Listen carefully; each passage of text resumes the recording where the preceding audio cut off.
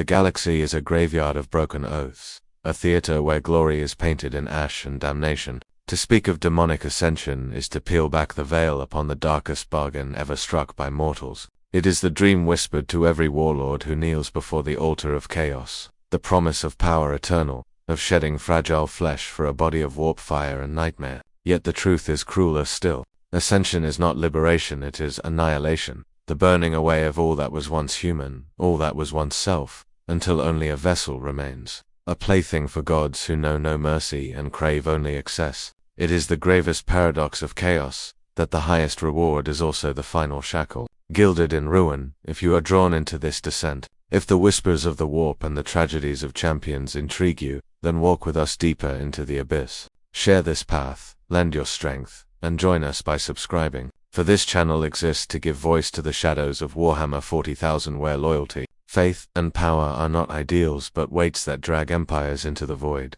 It begins in silence, in the kind of silence that presses against the skull and forces a man to listen not to the world around him, but to the hollow places within. The battlefield has long been emptied, its corpses dragged away by carrion servitors and its wreckage consumed by scavenger flames. Yet the silence remains, for the champion who lingers among the ruins, who breathes in the acrid tang of promethium and rust, the silence speaks. It whispers, and in those whispers ambition takes root. Every ascension begins this way, not with thunder, but with a thought, a single sliver of possibility sliding between the ribs of certainty. The Imperium teaches its warriors that service is enough, that loyalty is reward, that the Emperor's light sustains even in the darkest corners of the galaxy. Yet how many have found themselves alone on a void-blasted world, their oaths unanswered, their pleas for reinforcement swallowed in the cold hunger of the stars? How many champions have stared into that silence and wondered if loyalty was nothing more than a chain around their throat?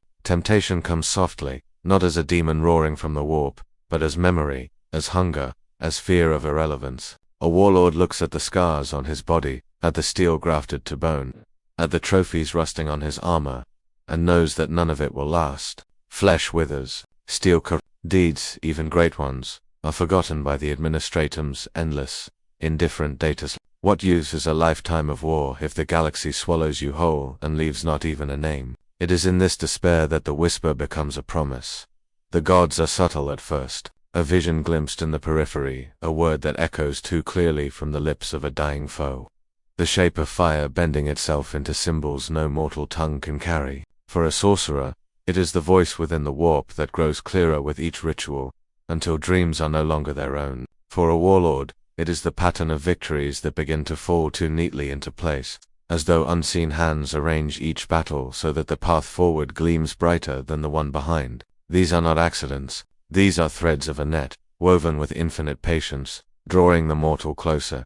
Yet temptation does not feed on glory alone, it feeds on desperation. There are chapters of the Adeptus Astartes who have found themselves abandoned, their supply lines severed, their pleas for aid unanswered by Terra's distant bureaucracy. There are captains who have fought wars that broke their legions in half, only to be cast aside when their usefulness ended. What oath does a man keep when the master he swore to serve has forgotten him, when his victory is by him nothing but silence? In the abyss left by neglect, the gods pour their poison. A champion may resist at first. They tell themselves the visions are madness, the promises hallucinations born of fatigue and battle trauma. They cling to ritual, to catechism, to the rhythm of listening. But temptation is patient. Every prayer unanswered, every comrade lost without recognition, every failure to be remembered by the Imperium is another crack in the marble. And through those cracks, the gods whisper more clearly. The temptation of power is never offered as heresy. It is dressed in survival. The whisper promises that one more bargain will ensure the warband's survival.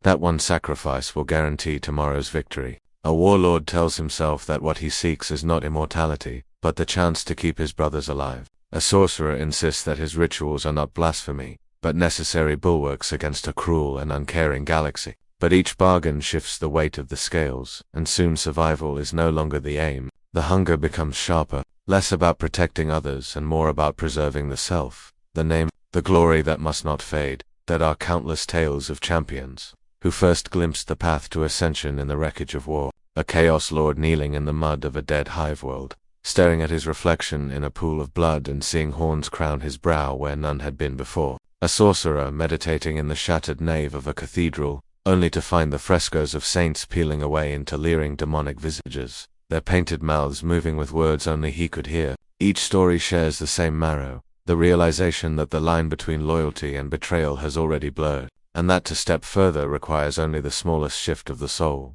But temptation is not without its theater. The gods understand mortals too well to offer only whispers. They provide spectacle, moments of uncanny deliverance that feel too precise to be coincidence. A champion about to fall beneath a loyalist's blade feels his attacker stumble, as though gripped by unseen hands. A bolt around meant for the skull veers aside, the shot redirected by impossible winds. A dying warlord rises, his wounds closing as the blood of his enemies steams into the air like incense. These are not miracles of the Emperor, though the desperate may convince themselves they are. These are the gods' first gifts, hooks buried deep beneath the flesh.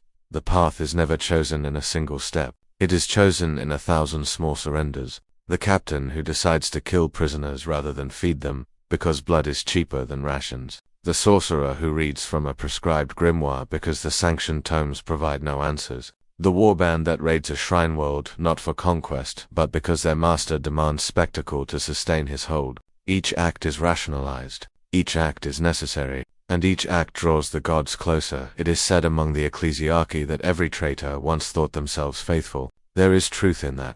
Champions do not fall because they despise the Imperium. They fall because they loved it once, and that love turned to bitterness when spurned. They fall because they hunger to be remembered, because they cannot bear the silence of anonymity. They fall because the gods promised them what the Imperium never could: eternity, power, the ability to write their name in fire across the stars. The temptation of power becomes a fever. The champion no longer sees themselves as mortal, but as something more, something destined. The battlefield becomes a stage upon which they must prove themselves not only to the galaxy, but to the watching eyes beyond the veil. Each victory must be bloodier than the last. Each sacrifice must be greater. The whispers become shouts, the coincidences become commands. And in that fever, the champion ceases to ask whether the path is right. They ask only how much further they must walk before the gods extend their hand. And yet, there is always a shadow beneath the promise. For every champion who feels the brush of godhood, there are hundreds who wither, who seek ascension but are devoured before they can grasp it.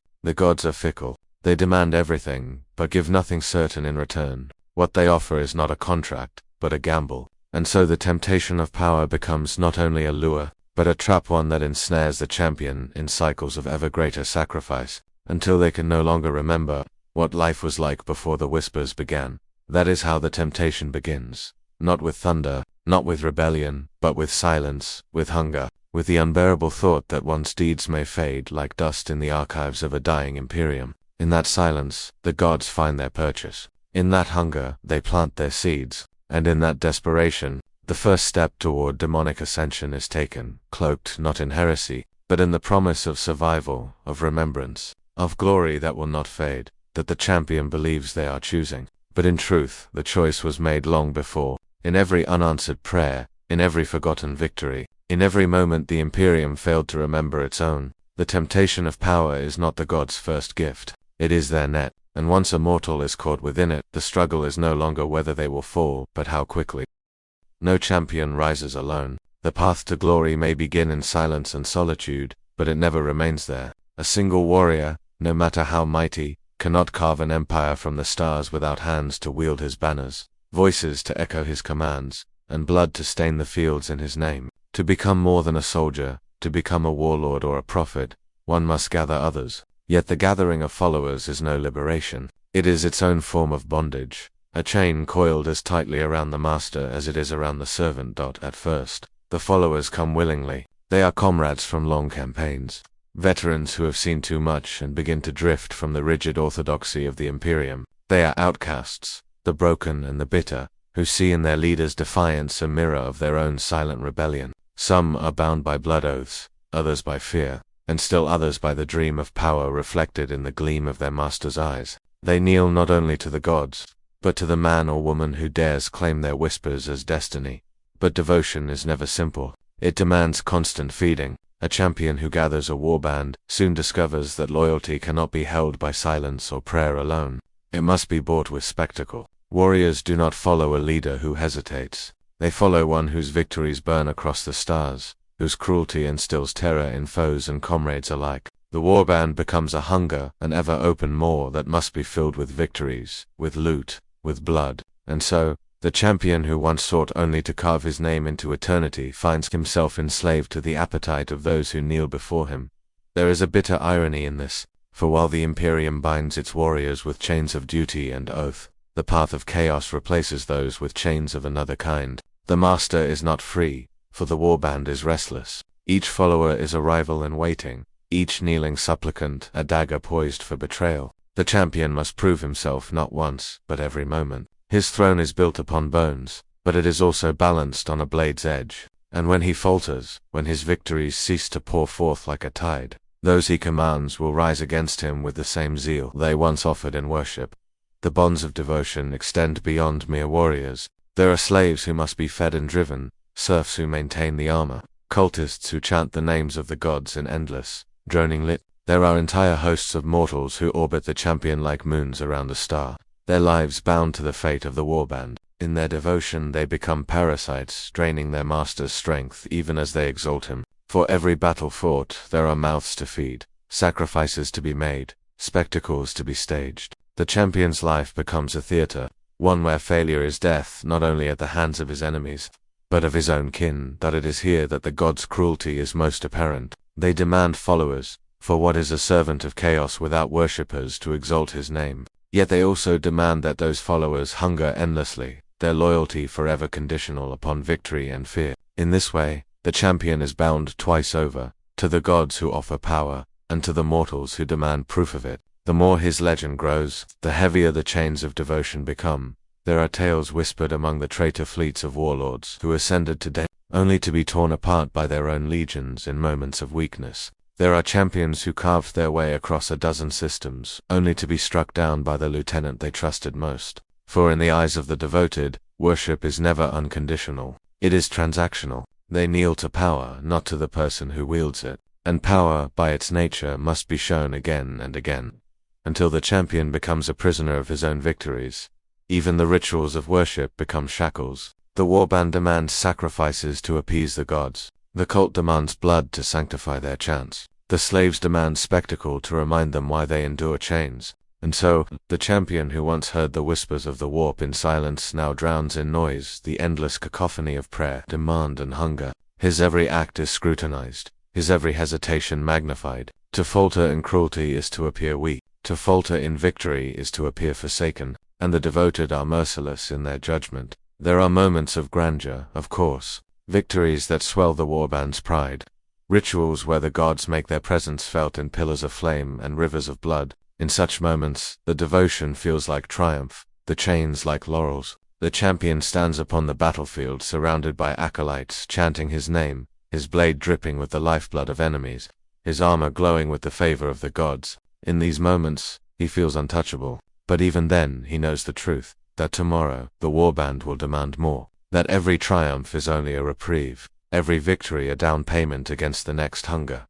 Devotion breeds paranoia. The champion sleeps lightly, if at all. He knows his followers plot in the shadows, that his lieutenants dream of seizing his mantle. He knows that whispers of discontent spread as quickly as fire through promethium-soaked halls. To command is to suspect, to fear, to lash out preemptively. How many warlords have slaughtered their own lieutenants, not because they betrayed, but because they might one day? How many champions have grown hollow-eyed and sleepless, consumed not by the enemy's threat but by the ceaseless pressure of those who claim to serve them? And yet, the champion cannot abandon them. Without followers, he is nothing. Without devotion, he is a lone blade adrift in the void, doomed to vanish without trace. The gods themselves care little for those who cannot command worship. A solitary champion may be mighty, but it is the echoes of his deeds and the voices of his followers that amplify his worth in the warp. The gods crave spectacle, and spectacle requires an audience. Thus, the warlord is bound, his strength inseparable from the adulation and fear of those he commands. There is no escape from these chains. To walk the path of ascension is to carry them forever. Even when daemonhood is granted, even when the mortal flesh is shed, and the champion becomes a being of pure, immortal malice, the chains remain. For demon princes are worshipped still, and worship demands performance. The gods themselves embody this truth, for what are they but eternal tyrants? bound by the prayers and fears of their worshippers, unable to exist without the endless hunger of mortal souls. The champion mirrors his master, enslaved by the very devotion that sustains him. In this the tragedy of devotion is revealed. What begins as loyalty becomes bondage. What begins as worship becomes demand. The champion who sought to rise above mortality discovers that he is never free, never alone, never untethered. His life becomes a performance staged for gods and mortals alike, his every breath a response to the chains that bind him, and the further he ascends, the tighter those chains draw, until even victory tastes like captivity. Thus, the chains of devotion are not merely the burden of the follower, but the curse of the master. They bind both, twisting loyalty into rivalry, worship into hunger, command into slavery. To walk the path of chaos is to wear these chains forever, to know that one's power is both absolute and utterly dependent, to realize that the price of being followed is never-ending servitude to those who kneel, and in this truth lies the cruelest irony, that the champion, who once sought freedom from the Imperium's chains, has only exchanged them for others forged in blood, fire, and faith. The chains of devotion are heavier than any oath of fealty, and they tighten with every victory, every betrayal, every whispered prayer in the dark. Every servant of chaos is also a rival. It is a truth, whispered in every warband, carved into the scars of every battlefield, etched across the void-haunted faces of traitor fleets. The path of the champion is not one of unity, but of constant suspicion. Allies march together only as long as it serves them. Once their purposes diverge, knives emerge in the dark, and every brother in arms becomes a potential usurper. In this arena, loyalty is measured not in faith or oaths, but in fear and opportunity. The Imperium binds its warriors in discipline. Chapters of the Adeptus Astartes swear unbreakable vows to the Emperor and to each other, their strength forged in the unshakable certainty of duty. But chaos allows no such chains. Here the bonds between warriors are ephemeral, mutable as the warp itself. They last only as long as they are convenient. And so, every champion of chaos marches not only against his enemies, but against his so-called allies who dream of his downfall even as they chant his name in apparent loyalty. The gods delight in this rivalry. To them, it is the purest form of devotion, for every act of betrayal is a prayer, every duel for supremacy a sacrifice upon the altar of ambition. In the eye of terror and beyond, champions clash not only with loyalists but with each other, their battles serving as grim pageants for the gods' amusement. The arena of rivals is endless, stretching across stars and centuries, a theater of blood where the price of survival is constant vigilance. It begins subtly, whispers in the dark, rumors seeded among the warband, small challenges to authority masked as jest. A lieutenant lingers a little too long when giving orders, his tone too sharp, his gaze too steady. A rival warlord arrives with gifts, but the gifts are poisoned with hidden barbs, intended to test, resolve, or draw out weakness. In the warp-tainted corridors of traitor vessels, every conversation is a duel, every feast a battlefield where words carry blades sharper than any chainsword, but subtlety never lasts.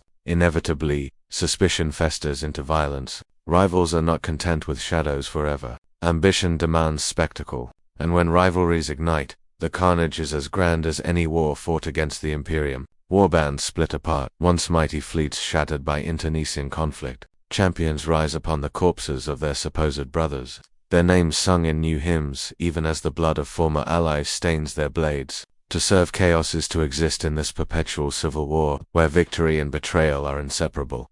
The gods play their cruelest games in these rivalries, for no victory pleases them all. A champion who devotes himself to Khorne may earn the favor of the blood god through slaughter, yet in doing so he offends Siege, who values cunning and manipulation over brute force. A warlord who bargains with Slaanesh may gain ecstasy and beauty beyond imagining, but such indulgence earns only contempt from Nurgle, who sees in it fragility and decay. Thus every triumph becomes a poisoned chalice, every victory a wedge driven deeper into the rivalries not only of mortals but of the gods themselves. The arena of rivals is not confined to the battlefield. It invades every aspect of existence. In the rituals of devotion, champions compete to display greater zeal, greater cruelty, greater spectacle for their gods. In the quiet moments of warp travel, warlords brood upon each other's failings, plotting ways to exploit them. Even in the act of worship, there is no unity. The followers of chaos chant together, but beneath their voices lies the knowledge that only one can ascend higher, and all others must fall. What does it mean to live in such a world where every ally is also an enemy? Every victory a threat, every prayer a competition. It means that no one ever truly rests. Champions of chaos sleep with blades at their sides, their dreams poisoned by visions not only of enemies slain but of allies turned betrayers. It means that paranoia becomes as vital as strength, that cunning becomes as sharp a weapon as any bolter or demon-forged blade. The strongest champions are not always those who strike hardest, but those who anticipate betrayal, who preemptively strike before their rivals. Knives can find their throats. There are countless stories of warlords brought low not by the Imperium's wrath, but by their own kin. Fleets have been shattered as to champions, once allies, turned upon each other mid-campaign, their hatred burning hotter than any shared cause. Planets have been lost because rival warbands fought over who would claim the spoils, leaving them vulnerable to Imperial counterattack. Even demon princes, beings of immortal malice, are not immune. In the warp itself, they clash endlessly, their rivalries echoing the eternal wars of their patron gods. And yet this rivalry serves a purpose. The gods revel in it because it refines their champions. A warlord who survives betrayal after betrayal, who weathers both the knives of his rivals and the scorn of his gods, emerges sharper, harder, more terrible. The crucible of rivalry burns away weakness, leaving only those who can thrive in the storm. It is a selection as brutal as it is unrelenting. A test without end where survival itself becomes proof of worth. Still, the cost is immense.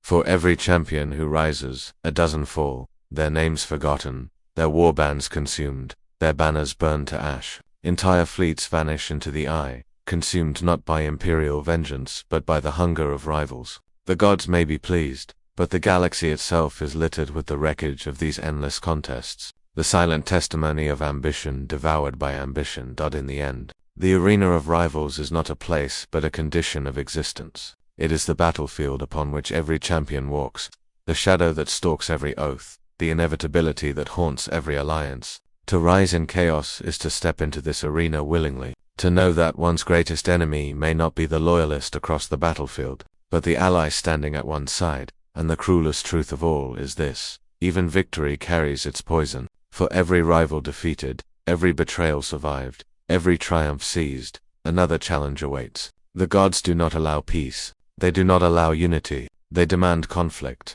endless and eternal. And so the champion marches ever onward, his throne balanced upon a mountain of skulls, his blade forever slick with the blood of those who once called him brother. This is the arena of rivals. It is the crucible of chaos, the stage upon which ambition is both exalted and destroyed. And it is inescapable. For once the path is chosen, once the oaths are broken and the gods are sworn to, there is no retreat. Only the endless, bloody contest for supremacy, fought not only against the Imperium but against one's own kin, one's own gods, one's own soul. Few mortals can endure the full gaze of the ruinous powers. Their eyes are not eyes as men understand them, but furnaces of infinite will, oceans of cruelty and hunger that drown the soul. To be noticed by them is not a gift but a crucible, a trial more destructive than 1,000 battlefields. Champions who stride into this realm of attention do so knowing that even glory itself is only another step into damnation. The gods of chaos are not silent. Their whispers are everywhere, in the rattle of chains across the warp, in the pulse of Promethean flames, in the nightmares that fester in the minds of the weak. But whispers are not the same as attention. Whispers can be ignored, twisted, rationalized as echoes of one's own desires. True attention is something else entirely. It comes like the sudden weight of an unseen hand pressing upon the chest, a crushing recognition that the infinite has turned to focus upon the finite, and in that moment the champion realizes that nothing of himself will remain unchanged. For some, that gaze is exalting. They are twisted into avatars of their god's will, their bodies reshaped into forms both glorious and hideous. A warlord marked by Khorne may find his muscles engorged beyond mortal limits, his blood boiling with an endless rage that allows him to fight for days without rest. A servant of Slaanesh may be remade into a vision of impossible beauty or horror, every gesture intoxicating, every word dripping with unnatural allure. Nurgle's gaze rots away flesh but replaces it with a perverse vitality, a body that will never die, a host of plagues carried like trophies. Dizinch's chosen may find their very thoughts unraveling and reforming, minds fracturing into a dozen voices that whisper prophecies and deceptions with equal fervor. But exaltation is only one outcome, and it is not the most common. Far more are broken beneath that gaze, reduced to gibbering husks, incapable of anything but mindless worship. They scream until their throats tear, or laugh until their lungs burst, or weep until their eyes are hollow pits.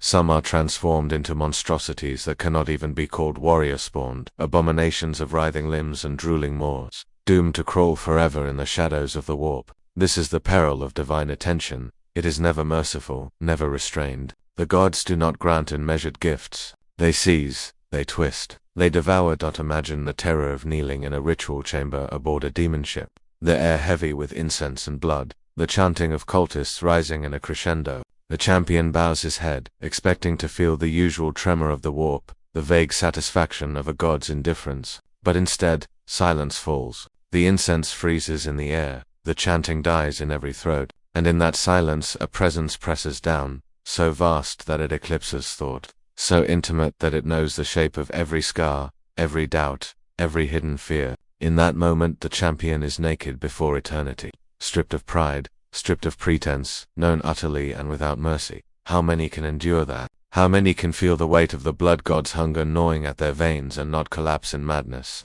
How many can stare into the eyes of the changer of ways and not lose themselves in a labyrinth of impossible futures? How many can hear the laughter of Grandfather Nurgle and not feel their resolve dissolve into rot? How many can taste the ecstasy of she who thirsts and not dissolve into the bliss of annihilation? To be seen is to be tested, and most fail.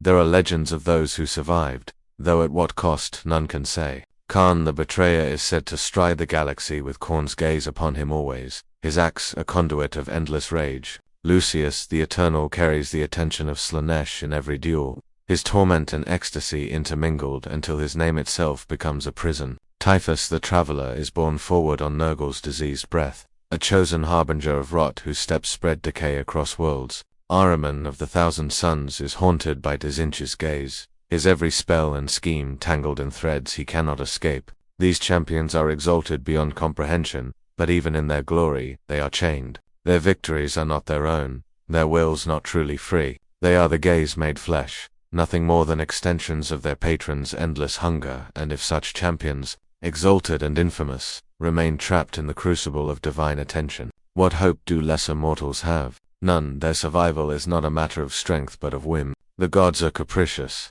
their favor shifting like warp tides. One day a warlord may feel their warmth, his blade guided, his armies unstoppable. The next, he may find that warmth gone, his prayers ignored, his victories ash turned to dust. Attention, once given, may just as easily be withdrawn, leaving behind only emptiness and despair. The tragedy lies in the paradox. Every servant of chaos craves that gaze. They fight, they kill, they betray, all to draw the notice of their gods. To be ignored is worse than death, to fade into the abyss of anonymity. And yet, to be noticed is often to be destroyed, body and soul consumed by powers too vast to comprehend. It is a wager, an endless gamble in which the only certainty is suffering. To walk the path of chaos is to court that gaze constantly, to live in terror of being unseen yet in dread of being seen too clearly. On the battlefield, the signs of divine attention are unmistakable. A champion might glow with unnatural light as the god's favor surges through him, his strikes impossibly swift, his wounds healing as fast as they are dealt. Or he might convulse, his body tearing apart as the god's amusement twists him into something grotesque. Armies watch their leaders with reverence and fear, never knowing whether today their warlord will rise as a demon prince or collapse into a quivering spawn. The gaze of the gods does not discriminate. It is as likely to punish as to reward, as likely to destroy as to exalt, and yet, the arena of rivals is defined by this gaze. Rivals do not merely fight each other for supremacy, they fight for the god's attention. Every duel, every act of slaughter, every ritual is a performance upon a cosmic stage. The gods are the audience, their laughter echoing across the warp, their judgment descending in blessings or curses. Champions crave that applause, even knowing it may kill them. They cannot stop. The hunger for divine notice is as much a chain as any oath, binding them to the gods even as it destroys them.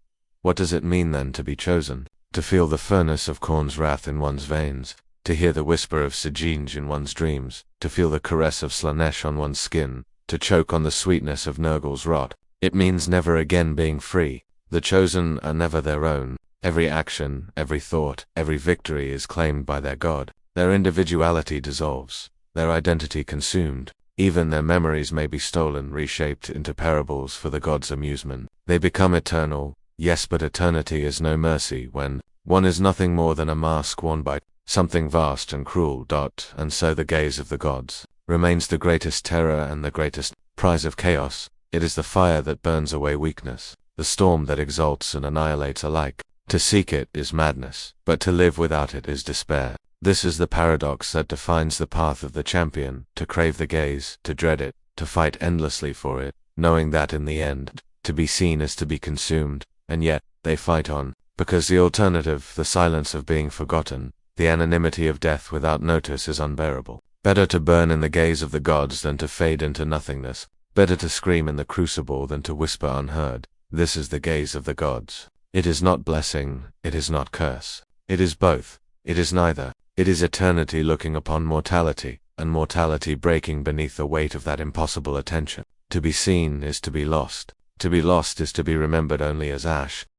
There is no prize more coveted among the damned than Ascension. It is the whispered promise that haunts every chaos champion, the shimmering mirage that drives them to slaughter friend and foe alike. For to be lifted into daemonhood is to step beyond mortality, to leave behind the frailty of flesh and the certainty of death, and to be remade as something eternal. It is the dream that fuels 1,000 betrayals, the light that burns in the heart of every traitor who casts off loyalty to the Imperium. Yet it is also the cruelest snare the ruinous powers ever devised. For every step toward daemonhood is a step deeper into the abyss, and the price of that eternal throne is nothing less than the soul itself.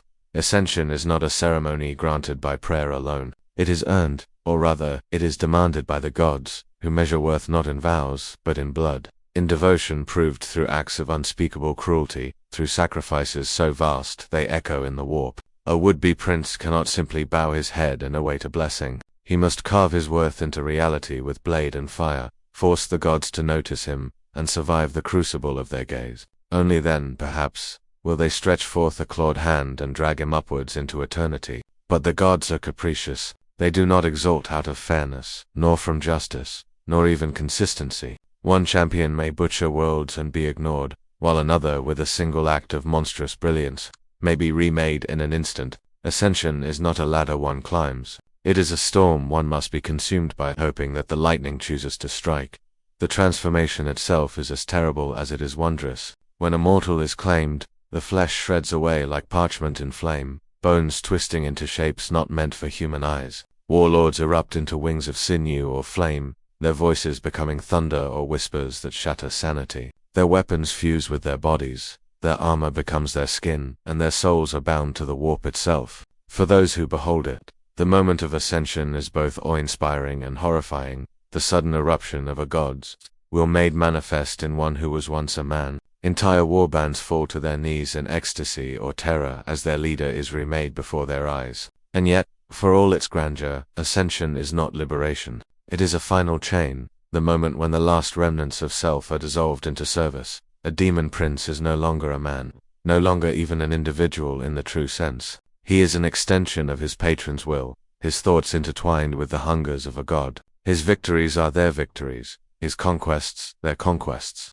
What once was ambition now becomes servitude. The warlord who dreamed of carving out his own empire in the eye of terror finds himself a vassal instead, a lordling in a court of nightmares where every throne is already owned by powers far greater than him. And though his power is immense, though he towers above mortal champions like a titan, he is also a prisoner. His eternity is shackled to the whim of his patron, and he will never again act with true freedom.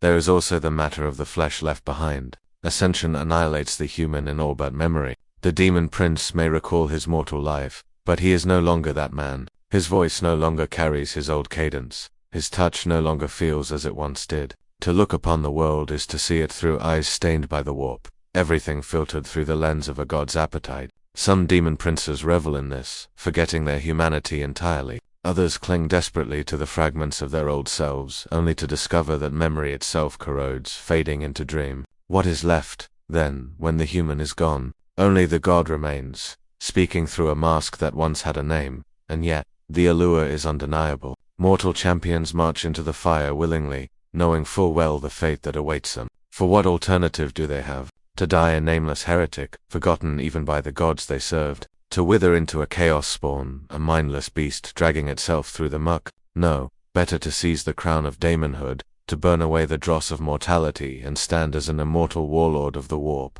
Better to be a prisoner of eternity than a slave of death. That is the calculus of every aspirant who kneels at the altar of Ascension. But not every Ascension is celebrated. Among rivals, the elevation of one is the death sentence of many. Warbands turn upon each other when one of their number is chosen, for they know that the god's favor is a finite thing, and to raise one champion is to deny countless others. Betrayals erupt in the shadow of Ascension, blades buried in backs at the very moment when glory seems certain. For if the gods may exalt one, perhaps they will exalt the slayer instead. In this way, the price of Ascension is not only the soul of the chosen but the blood of all who covet the same prize. That the Imperium knows this truth as well. To face a demon prince is to face not only an enemy of flesh and steel but a shard of a god's will-given form. Such beings cannot be slain by simple weapons. They require relic blades, psychic wards, the prayers of saints, and the fury of entire armies. Even then, destruction is no guarantee. A demon prince may be banished, cast back into the warp screaming, but banishment is not annihilation. In time, he will claw his way back, his rage multiplied, his hunger sharpened. The Imperium can only delay, never fully erase.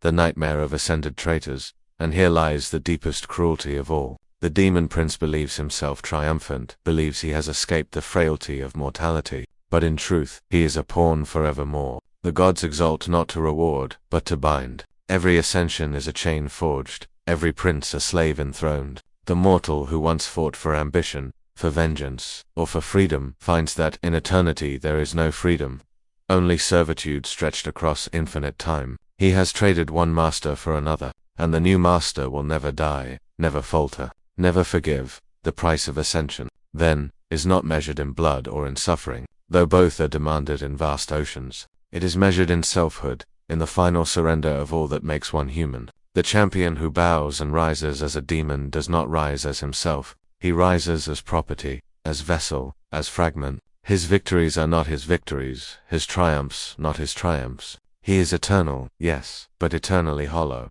And still, the path remains crowded. Still, champions slaughter each other for the chance to ascend. Still, they burn worlds and betray brothers and offer up entire civilizations as fuel for their apotheosis. They know the price, yet they pay it willingly, for the hunger within them is too great to be silenced. They are moths drawn to a fire that will consume them utterly, and they rejoice in the burning.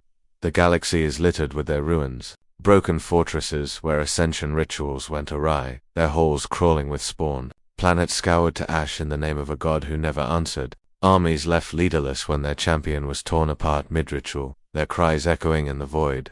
And yet, amid all this wreckage, some few succeed, some few are lifted up and their names become curses upon imperial lips. Their stories spread like contagion, fueling the hunger of the next generation of traitors who dream of following the same path, blind to its cost.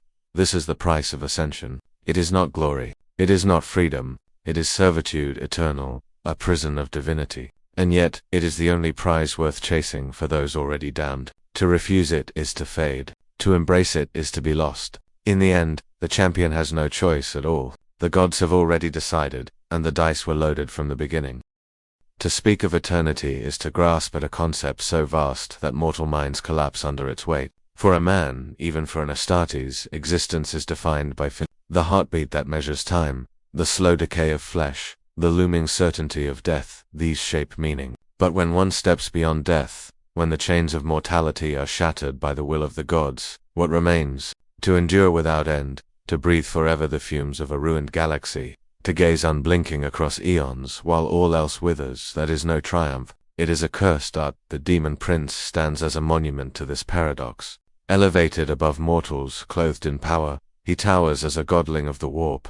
And yet, in that boundless span of time, he discovers that eternity is not freedom but suffocation. There is no dawn to await, no dusk to fear, no closure, no final battle to end his long campaign. Victories lose meaning when they cannot be measured against finality.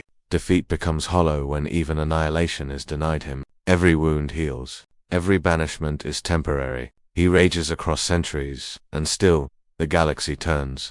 Indifferent to his roar, the warp itself conspires to erode what little self remains. For eternity within the eye of terror is no stable ground. Time twists, memories fragment, identities blur into the howling winds. A demon prince who once strode proud, calling himself by name, may in centuries hence struggle to recall the syllables that once defined him. His past fades into dream, his ambitions bleed into the hungers of his patron. What once was I becomes we, and then finally, only it. The gods demand not companionship but dissolution, and eternity is the crucible in which even memory is melted down. Among mortals, legends say the demon princes revel in their dominion, that they command vast armies of cultists, mutants, and traitors, that they carve empires within the warp. Some of this is true. Empires are built, throne worlds are erected, great fortresses rise upon mountains of skulls and rivers of ash. But what do such empires mean to one who will never die? What weight does a throne hold when the ruler cannot be displaced except by whim of his patron?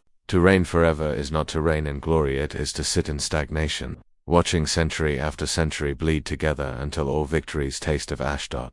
The curse of eternity lies also in perception. The demon prince sees the galaxy not as mortals see it, but as a thing suffused with the eternal hunger of the warp. Stars burn, but to his eyes they are no longer suns, they are offerings, fuel for gods who never cease feasting. Planets teem with life, but to him they appear as harvests waiting to be reaped. He cannot return to seeing the world with mortal eyes. His every vision is filtered through his patron's essence. If he once loved a world, or a comrade, or even a single mortal soul, eternity strips it away, turning affection into indifference, memory into shadow. Some demon princes try to resist this erasure. They cling to the tatters of their mortal selves, whispering their names into the void, carving them into stone, screaming them in battle so that something of the human remains. But the warp is patient. Eons pass, and the scream becomes a murmur, the murmur a silence. In the end, no matter how strong the will, eternity consumes it. Those who once were heroes or villains are remade into hollow avatars of their gods, and nothing remains of the man beneath. This is why the Imperium calls Ascension damnation, why saints cry out in liturgy that there is no salvation for the fallen. The curse of eternity is not merely endless existence, it is endless service. The demon prince may stride across galaxies, may topple worlds, may defy the greatest armies of man, but he does so not for himself. Every act feeds only the gods, every conquest fattens them, every battle is their sport. The prince becomes nothing more than a channel, a vessel into which power flows, and from which nothing truly emerges. The endless hunt also ensures that eternity is not peace but perpetual war. For the Imperium does not forgive, and it does not forget. When a chapter turns traitor, when a warlord is raised to daemonhood, the hounds are set loose. Inquisitors carve centuries from their lives to bring down a single demon prince. The Adeptus Custodes, when the crime is vast enough, will stride forth from the throne world itself, bearing weapons older than empires, to banish such beings. And above all, the loyalist Astartes will hunt their fallen brothers until the stars themselves gutter out. Eternity, for the Ascended, is an eternity of pursuit, of battle without respite. They cannot tire, cannot surrender, cannot find peace. The curse is not merely endless life, it is endless war. End war without end twists into absurdity. Imagine centuries of sieges, thousands of worlds burned, millions upon millions of corpses rotting beneath a sky blackened by ash. Imagine victories so vast they would crown emperors, yet they mean nothing, because the war never ends, because the war cannot end. The demon prince wages war as a fish swims in water. It is no longer a purpose, it is merely the medium in which he exists. Glory becomes dust, rage becomes ritual, and eternity stretches on, merciless and void. Some whisper that even demon princes beg for an ending, that in rare moments, when the galaxy burns too quietly, they hear their own thoughts echo back and tremble, that they pray, not for triumph, but for oblivion. Yet the gods deny them this mercy. For what is eternity but the perfect punishment? A tool can only serve if it exists. A slave can only amuse if it endures. The gods do not break their toys. They keep them, polishing them in fire, setting them loose again and again until all meaning drains away. There are few fates more feared than that of eternal ascension, and yet, for the damned, there is no alternative. Death is annihilation, spawnhood is degradation, oblivion is denied. What remains then but the throne of eternity, even if it is a throne of chains? The curse is not that eternity kills meaning, but that it leaves enough memory of what was lost to haunt forever. A demon prince recalls what it meant to be free, to be human, to choose, and knows he will never touch that freedom again. He recalls love, and friendship, and oaths, and knows they are ashes in his claws. He recalls death as release, and knows he will never die. This is the curse of eternity. It is the slow unraveling of the self, the endless echo of battles fought without purpose, the hollow throne built upon the bones of meaning. It is immortality without liberation, power without ownership, eternity without peace. And yet, across the galaxy, champions still chase it. They hurl themselves into the fire, begging to be consumed, because the alternative is worse. And so the cycle continues, century after century, the gods laughing as their pawns claw for eternity, blind to the curse that waits beyond. The galaxy has always been a stage for wagers. Every campaign launched, every war declared, every oath sworn beneath the banners of the Imperial Aquila or the dark sigils of the gods, all are gambles thrown into the void. But when one speaks of the champions of chaos, of those who abandon the certainty of loyalty to the Emperor and instead bow before the ruinous powers, the word wager takes on a far more dreadful weight. For theirs is not the gamble of a single life or a single battle. Theirs is the eternal wager, where the stake is nothing less than the soul itself, and the game never ends. When a warrior first whispers his devotion to the warp, he believes he wagers small. He offers a prayer in exchange for strength, a sacrifice in exchange for favor, a moment of compromise in exchange for survival. These first wagers are made in secret, in desperation, in quiet rebellion. Yet already the dice are rolling and the gods are watching, amused. The mortal imagines he is in control, that he bargains for temporary power. He does not realize that the very act of playing is the surrender of choice, that once the first bet is placed, there is no way to step away from the table. The gods do not gamble for sport alone. They gamble for ownership. Khorne hurls his red dice of blood, Nurgle plays with rusted bones, Tessench deals with cards that shift even as they are drawn, and Slaanesh whispers wagers with silken dice that never seem to stop rolling. They do not merely gamble with each other, they gamble with their servants, using them as pieces, pawns, wagers, and prizes. A demon prince may strut across the board like a king, but to the gods he is no more than a chip tossed between them. His victories claimed by one, his failures mocked by another. His eternity is wagered and rewagered endlessly, and he cannot refuse the game. This is the eternal wager, that no matter how high a champion ascends, he never truly wins. He may gain power beyond imagining, but it is never his own. He may carve worlds into his name, but the gods will rename them as they please. He may believe himself favored, chosen, beloved of his patron. But the truth is that even the most exalted are nothing more than stakes on the table. The gods play with them, and when they tire, they cast them aside, or worse, they wager them away to another. What the champion thinks he has gained is always alone, and the debt is infinite. That is said that some demon princes awaken to this truth, that in rare moments of clarity, they see the chains of their wager stretching across the warp, binding them not in iron but in obligation. They realize that their supposed triumphs were not victories of their own making, but calculated moves in a game beyond their perception. They rage, they howl, they declare themselves free. Yet every rebellion, every defiance, every attempt to claim autonomy is itself part of the wager, anticipated and absorbed by the gods. Even rebellion is play, even freedom is wagered.